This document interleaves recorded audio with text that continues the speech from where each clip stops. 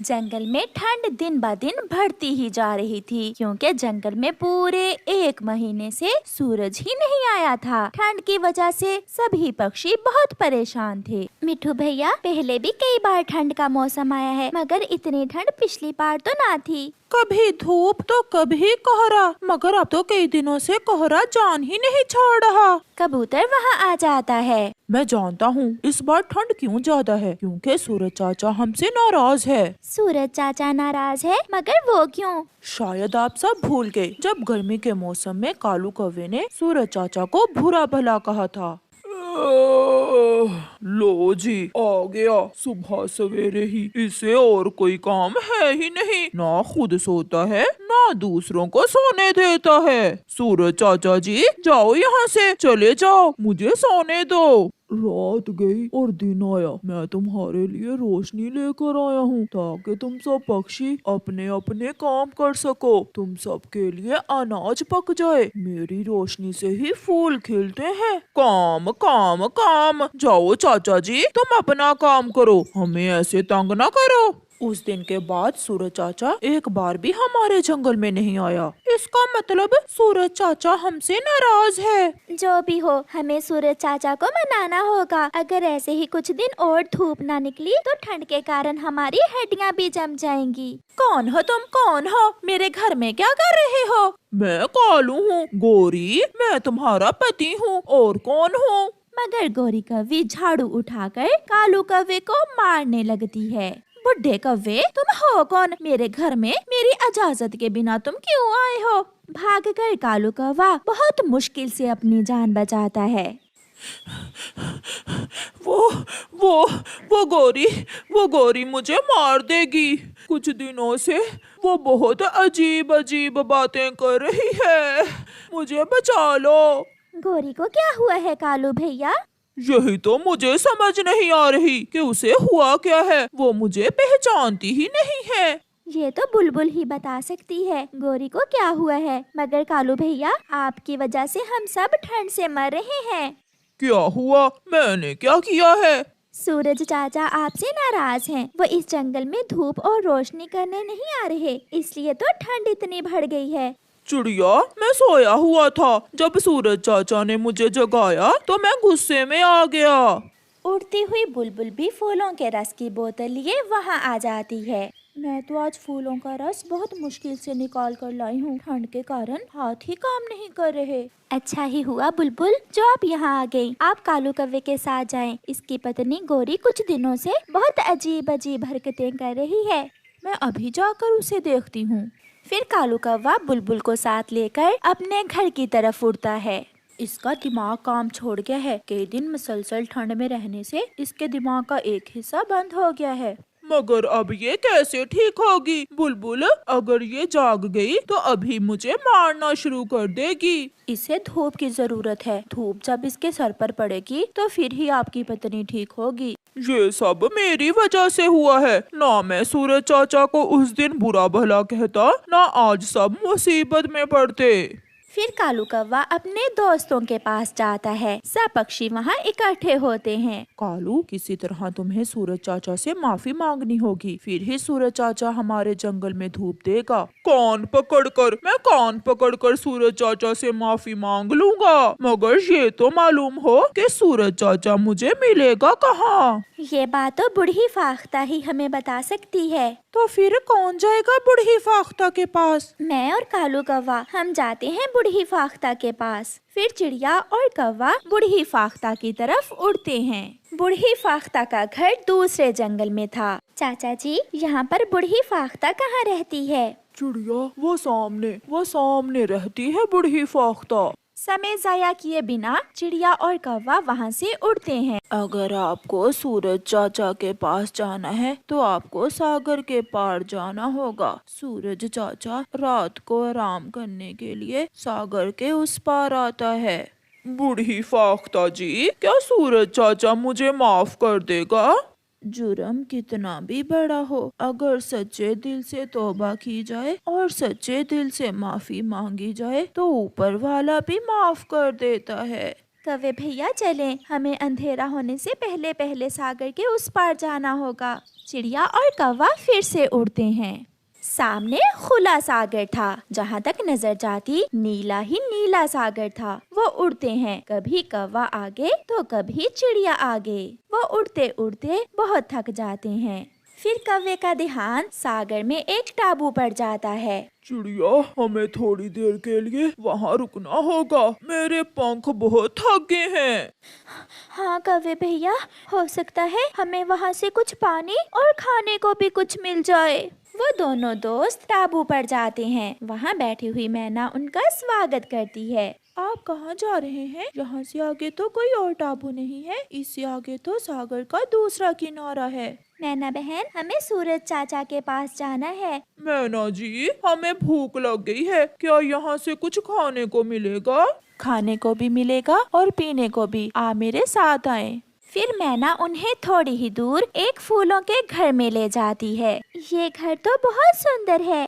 ये घर मेरी माँ ने मेरे लिए बनाया था। सच में ये बहुत सुंदर है। फिर मैना उन्हें सूजी के बने हुए लड्डू खाने को देती है, जिसे देखकर कालू कौवा तो बहुत खुश हो रहा था। दोनों दोस्त चिड़िया और कौवा मीठे मीठे सूजी के बने हुए लड्डू खाते हैं, पानी पीते हैं। कौवे भैया, अब चलें, हमें आगे जाना है। यहाँ से कुछ ही फासले पर सागर का दूसरा किनारा है। सूरज चाचा आपको वहाँ मिलेंगे। चिड़िया और कौवा मैना को धन्यवाद बोलकर फिर से उड़ते हैं। आखिरकार वो दोनों दोस्त सागर की दूसरी ओर पहुँच जाते हैं। सूरज चाचा सो रहे थे। चिड़िया आहिस्ता से आवाज देती है, सूरज चाचा, सूरज चाचा। हाँ हाँ चिड़िया, बताओ बताओ, कैसे आई हो तुम दुष्ट कौवे, तुम यहाँ मेरे पास क्यों आए हो? चले जाओ, नहीं तो मैं अपनी गर्मी से तुम्हें कोयला बना दूंगा। सूरज चाचा, हम जानते हैं आप कालू कौवे से नाराज हैं और इसी वजह से आप हमारे जंगल नहीं आ रहे हैं। मुझे माफ कर दें, आप चाहें तो अपनी गर्मी से मुझे जला दें, मगर मुझे माफ कर दें। आप जंगल में वापिस आ जाएं, सब खत्म हो जाएगा, आपके बिना सब खत्म हो जाएगा। मेरी पत्नी पागल हो गई है, फूल खिल नहीं रहे, ठंड से सब मर रहे हैं। ये सब बताते बताते कालू कौवा रोने लग जाता है। फिर सूरज चाचा कालू कौवे को माफ कर देता है। तो फिर बैठे मेरे ऊपर, मुझे सब मालूम है आप बहुत थके हुए होंगे। चिड़िया और कौवा खुशी खुशी सूरज चाचा के ऊपर बैठ जाते हैं और सूरज चाचा उनके साथ उनके जंगल चल देता है। आज सुबह होने के साथ ही जंगल के सब पक्षी बहुत खुश थे, क्योंकि आज कई दिनों बाद उनके जंगल में सूरज चाचा आए थे और सब पक्षी धूप के मजे ले रहे थे। जंगल में रात का समय था। मम्मा चिड़िया अपने बच्चों के साथ अपने घर में बहुत सुकून से बैठी हुई थी। मम्मा, मुझे रात के समय यूँ आपके साथ लेटकर बातें करना बहुत अच्छा लगता है। मम्मा, जब आप छोटी थीं, तब आप भी अपनी मम्मा के साथ ऐसे ही लेटा करती थीं? मुझे अच्छे से याद है, मैं तो अपनी माँ के बिना खाना भी नहीं खाया करती थी। मेरी माँ मुझसे बहुत प्यार करती थी। और फिर एक रात जब तेज बारिश में मेरी माँ मुझे छोड़कर चली गई, मैं बहुत रोई, बहुत रोई। मम्मा, आपकी आंखों में आंसू हैं। जब भी हम कोई पुरानी बात करते हैं, आप रोने लग जाती हैं। बस बेटी, गुजरा समय याद आ जाता है। कुकू मेरे बच्चे, मेरे बाद अपनी बहन का ख्याल रखना, कोई दुख न देना मेरी बेटी को। मम्मा, ये आप कैसी बातें कर रही हैं? हम हमेशा ऐसे ही साथ रहेंगे। सुबह हो जाती है और मम्मा चिड़िया अपने बच्चों के लिए भोजन लेने चली जाती है। मिल गया, मुझे मेरे बच्चों के लिए मीठा फल मिल गया। मेरे बच्चे मीठा फल देखकर बहुत खुश होंगे। मम्मा चिड़िया मीठा फल अपनी चोंच में लेकर अभी उड़ ही थी कि पीछे से एक जालिम चील आकर मम्मा चिड़िया पर हमला कर देती है। लड़ाई शुरू होती है। झाड़ियों में बैठा कालू कौवा ये सब देख रहा था, मगर वो डर जाता है। वो कैसे उस बड़ी चील का मुकाबला कर सकता था। वो चील मम्मा चिड़िया को मारकर अपने पंजों में लेकर वहाँ से चली जाती है। बच्चों, मैंने अपनी आँखों से देखा है, आपकी माँ को चील खा गई है। ये सुनकर दोनों बच्चे रोने लग जाते हैं। कालू अंकल, मेरी मम्मा तो अभी अभी हमारे लिए भोजन लेने गई थी। मम्मा आप क्यों हमें छोड़कर चली गई? बहुत जालिम है वो चील, बहुत जालिम है। वो मुझे खा लेती मगर मेरी मम्मा को ना खाती। कौवा चला जाता है। बच्चे सारी रात बैठे रोते रहते हैं। फिर दूसरे दिन कुकू अपनी बहन के लिए भोजन लेने जाता है। उस दिन के बाद कुकू अपनी बहन का ख्याल रखने लगा। कुकू अपनी बहन के लिए दाना लाता, अपनी बहन के लिए मीठा फल लाता और फिर शाम को दोनों बहन भाई नदी पर सैर करने एक साथ जाते। वक्त के साथ साथ बच्चे बड़े होते गए और फिर एक दिन कुकू एक चिड़िया से शादी कर लेता है। ये कौन है कुकू? भूल गई आप? मैंने बताया तो था, ये मेरी छोटी बहन है। भाभी, मैं आपके लिए मीठे फल लाया करूँगी, मैं आपके लिए दाना लाया करूँगी। नहीं नहीं, ये काम तो मेरा पति ही कर लिया करेगा। मैं अपनी बहन से बहुत प्यार करता हूँ। आप मेरी बहन को माँ का प्यार देना। माँ, अभी से? मैं तो अभी खुद छोटी हूँ। फिर दूसरे दिन कुकू जब घर से बाहर जाता है तो गोरी कौवी उसकी पत्नी के पास आती है। कहाँ है तुम्हारी नंद? वो तो अभी सोई हुई है। उसे शुरू से ही अपने जूते के नीचे रखना, वरना ये तुम्हारा कुछ नहीं बनने देगी। कुकू जो भी लाएगा इसी का होगा। मुझे माँ ने ये सब सिखा कर भेजा है।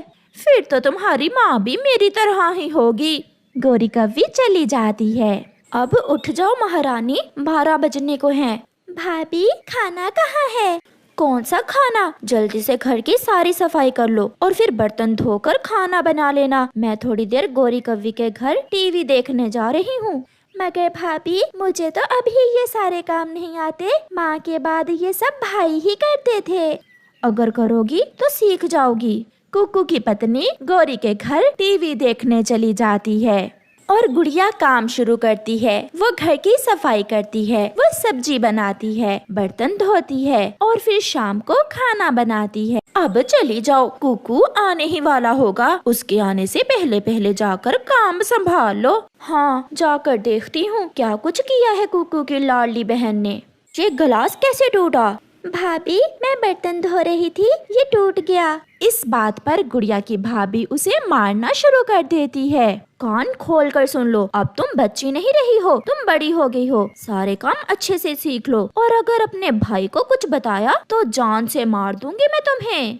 गुड़िया कहाँ हो? चलो चलो, वहाँ बैठ जाओ। गुड़िया को बिठाकर उसकी भाभी खुद काम करने लग जाती है। गुड़िया, मैं तुम्हारे लिए लड्डू लाया हूँ। लाए पति जी, ये मुझे दे दे, हम ये दोनों कल खाएंगी। गुड़िया ने अभी अभी मिठाई खाई है। गुड़िया बहुत डर गई थी। उसकी भाभी ने उसे बहुत डरा दिया था, इसलिए वो खामोश रहती है। दिन गुजरते गए और गुड़िया की भाभी का उस पर अत्याचार बढ़ता गया। मेरी सहेली आई है आज मुझसे मिलने, चलो जल्दी से जाकर चाय बनाओ। गुड़िया रसोई में जाती है और चाय बनाना शुरू करती है। ये कौन है सहेली? ये है मेरी मुफ्त की नौकरानी। फिर वो दोनों हंसने लग जाती हैं। ये ले भाभी, चाय बन गई। गुड़िया की भाभी एक घूंट लगाती है और गरम गरम चाय उसके ऊपर फेंक देती है। मम्मा मुझे बचा ले। जबान काट दूंगी अगर बोली। चुप कर जाओ। गुड़िया सहम कर खड़ी हो जाती है। ऐसी चाय खुद ही पी लिया करो बनाकर, बेशरम, ना कोई जायका ना स्वाद।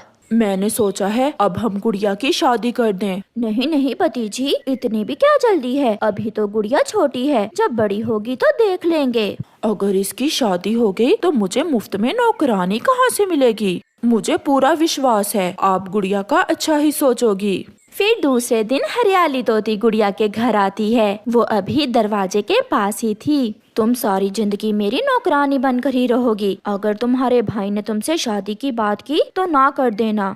जी भाभी। चल भाग और जाकर चाय के बर्तन धो लो। तो ये है असल हकीकत, इसकी भाभी का व्यवहार गुड़िया से ऐसा है। हरियाली वापस चली जाती है। कुकू बेटा, मैंने ये सब अपनी आँखों से देखा। तुम्हारी भाभी गुड़िया को नौकरों से भी बुरा समझती है, मगर गुड़िया ने ये सब मुझसे क्यों छुपाया? वो डरी हुई है, वो तुम्हें कुछ भी बताने से डरती है। फिर दूसरे दिन कुकू घर से जाने का बोलकर अपने घर के पास ही छुपकर बैठ जाता है। थोड़ी देर बाद गोरी कौवी उनके घर आती है। गुड़िया जल्दी आओ, आकर मेरे पाँव दबाओ, बहुत दर्द हो रहा है मेरे पाँव में। मैंने तो साफ साफ बोल दिया है इसके भाई को कि अभी शादी नहीं करनी इसकी, मुफ्त की नौकरानी कौन हाथ से जाने देगा। फिर वो दोनों हंसने लग जाती हैं। कुकू भी ये सब सुन लेता है। अभी गुड़िया का भाई जिंदा है, मुझे नहीं मालूम था कि मैं एक पत्नी नहीं बल्कि एक डायन ब्याह कर लाया हूँ। फिर कुकू अपनी पत्नी को घर से निकाल देता है और अपनी बहन का खुद ख्याल रखता है और दोनों बहन भाई खुशी का जीवन गुजारते हैं।